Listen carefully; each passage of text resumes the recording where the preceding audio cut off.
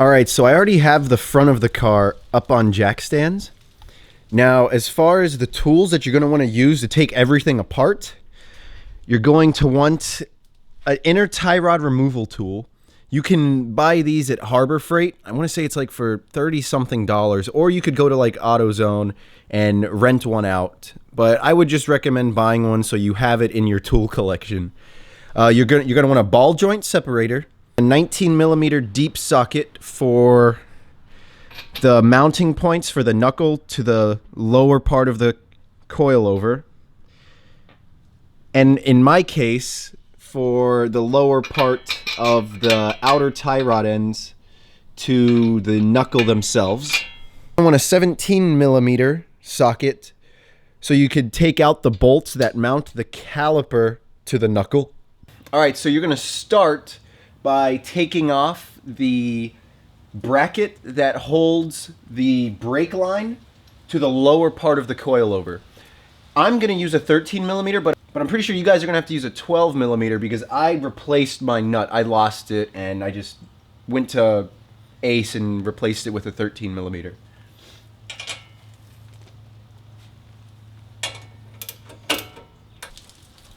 Alright, so the brake line is free from the lower part of the coilover. Now you're going to want to use the 17mm socket to take off two bolts that attach the caliper to the knuckle of the car.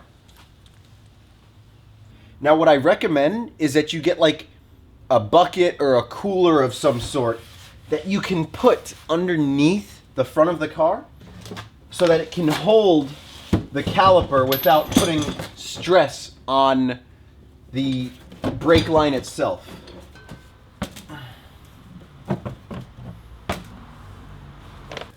Alright, so we have the caliper off. Now you might as well take off the front rotor. And it should slide right off. This is my spacer. You guys probably aren't running these, but it should slide right off. But if you don't, take a rubber mallet, hit it on the back side, turn, hit it again, turn, and keep hitting it until it jars itself loose. But mine is already loose, so we're good. And then just set this aside. Now, since I'm not running a sway bar on my car, I don't have to take off the sway bar end links or anything like that. But that's something you guys are going to have to account for, so be weary of that. Now we're going to use a 12mm socket to take off this brake shim, I think that's what it's called, or brake cooling plate. I'm not really sure what it is, but you're going to want to take it off, and there's 3 nuts that attach to the knuckle.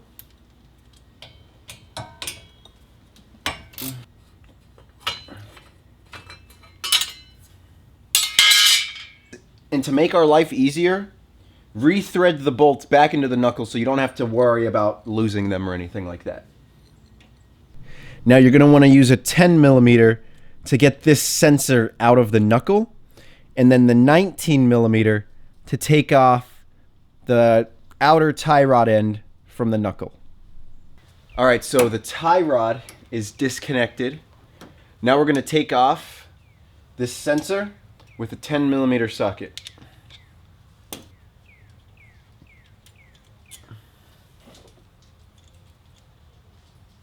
Now the knuckle turns freely with the coilover. Now we're going to start by disconnecting the knuckle from the front lower control arm. There's a cotter pin that attaches to the bolt, so you're going to want to remove that. You're going to want to use a 17mm to disconnect the nut that attaches the front lower control arm to the knuckle itself.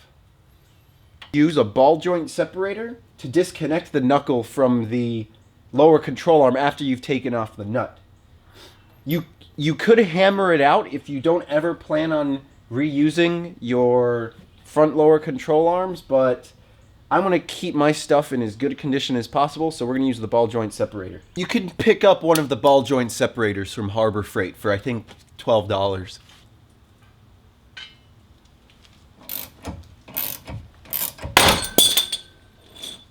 Now the front lower control arm and the knuckle have been separated. Now you can use the 19mm socket to take off the mounts from the coilover.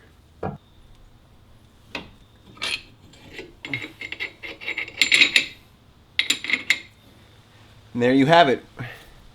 The knuckle has now been taken out of the car. Now I got the outer tie rod ends removed, and obviously these aren't stock. I had a modified knuckle and outer tie rod running on this car, so don't think that your tie rod ends are going to look like this. Alright, so I went ahead and removed the front skid plate so we have a little bit more room to work with underneath the car. Now what we're going to do is we're going to take this dust boot off of the inner tie rod and remove it.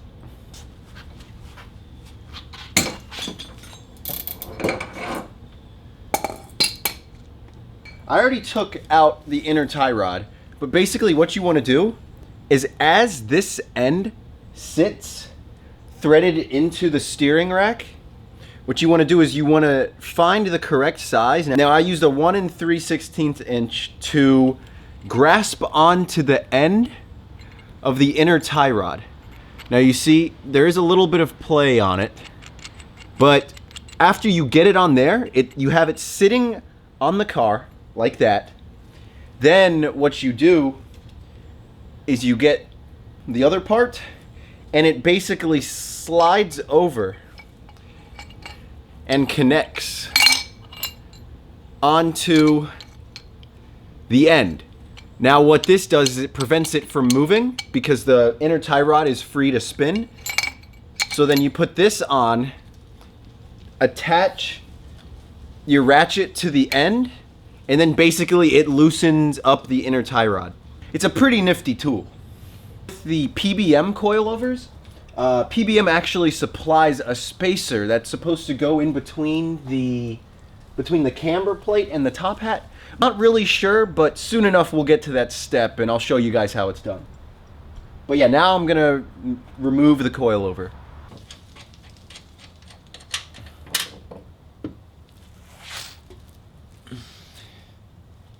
Now we're gonna get the front lower control arm out of the car. There's 2 points where the control arm mounts to the car. There's one right here and then one towards the front of the car.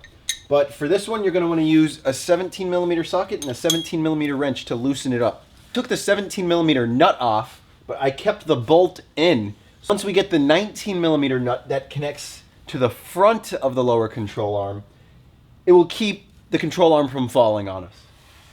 Front mounting point for the control arm, you're going to want to use a 19mm socket. Now, in order for us to get the front lower control arm off, the whole control arm has to thread off of this bolt. So I actually found out there's another 19mm nut that you're going to want to take off here. And this is basically a brace that connects the body to the front lower control arm. So you got to make sure to take this one off too. Now we should be able to take the front lower control arm out.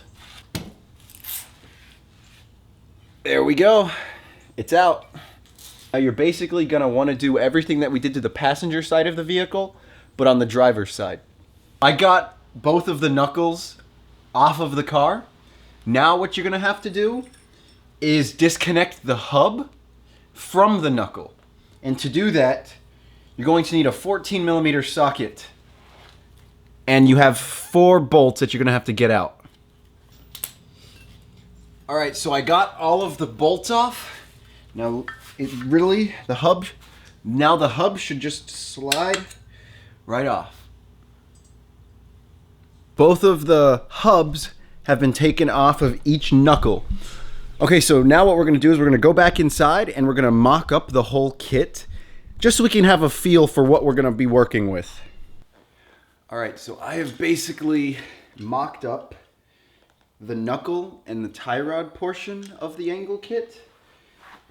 And I gotta figure out which front lower control arm goes on which side. So I have the offset spacer for the steering rack and the outer tie rod portion. Now what we want to make sure is that we notch the steering rack so that these 2 notches will prevent the assembly from spinning. Alright, so I have the inner tie rod and rack spacer on, and you can see back here, the steering wheel isn't even turned all the way, and it's hitting this metal part there. So we're gonna have to cut off some of this metal back here. Okay, the steering wheel is turned all the way to the left.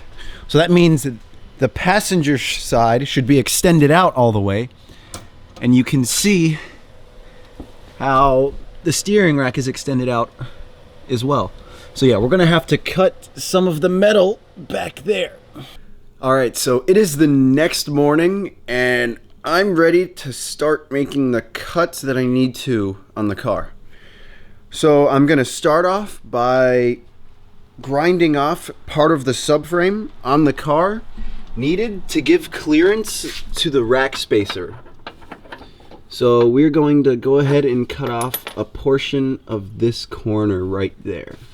All right, so I just realized before we could even get to angle grinding what we need to get ground down, I don't really have much clearance to work with.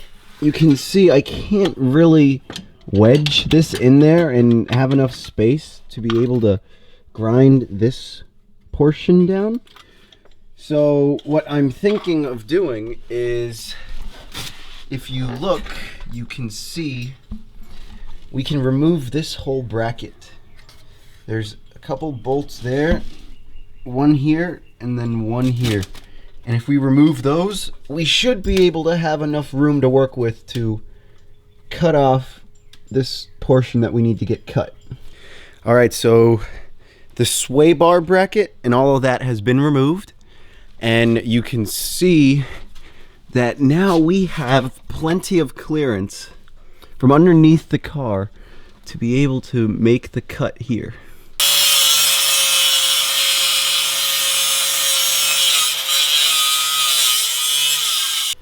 All right, so I made all of the cuts that I needed to make with the angle grinder. So you can see the wheel is turned in all the way to the right. So this means that this side of the steering rack is going to be pushed all the way in so that it sucks the tire in this way, so this car turns to the right. And you can see here that we have plenty of clearance, and you can see that we're given all the clearance that we need for this rack spacer right here. You see it's cut all the way down this length and cut right in on this side as well. Now I have the wheel turned all the way to the left, so this side of the steering rack will be pushed out so that it makes the wheel pivot this way. You can see that I made a notch on the steering rack itself right here so that this rack spacer won't spin. So definitely make sure that you have a notch on the top and the bottom portions of the steering rack. Now you just got to do the same thing to the driver's side of the vehicle since we just finished the passenger side. Okay, so I got both sides angle grinded down, and you can see I've already mounted the front lower control arm. So it basically goes into a mount right here and then two front lower control arm braces right here. I know it's kind of dark, you can't see, but once you get under the car, you'll know exactly where everything goes. So now we're gonna put the hub back onto the knuckle, as well as move all of the screws from the stock knuckle that we put in here so we wouldn't lose them onto the knuckle. Okay, you're gonna wanna tighten the hub to the knuckle to 48 foot-pounds. All right guys, so it's been a couple days since I've worked on the car, and that's only because I had a slight little issue with a piece of the PBM kit. I broke one of the shims that attaches the lower control arm to the frame of the car. The guys over at PBM sent me a replacement free of charge. Super appreciate it. It just came in today, so it is time to finish up this install. As you can see, I basically have everything on. Now I just need to put that shim on. The piece that I was having an issue with is where the front part of the lower control arm connects. I was tightening it, then I heard a crack, And basically, I guess I just forced it too much when I was supposed to let it glide on. But either way, I have the replacements. All right, so I finally finished the install of the kit. And dude, I am so ready to see what this looks like. I'll show you guys real quick everything installed. As you can see, everything is on. A couple of little things that you guys are gonna wanna remember. Make sure that you notch the subframe, that whole part back here, enough to where you let this rack spacer have enough space to move in and out when you steer. Make sure you leave enough threads on both sides of this sleeve so that the alignment shop can get your alignment in spec. Also, to tighten down the tie rod ends, to tighten down this end, it is a 22 millimeter. I had to make a special trip to the store to get a 22 millimeter socket, so make sure you have one of those.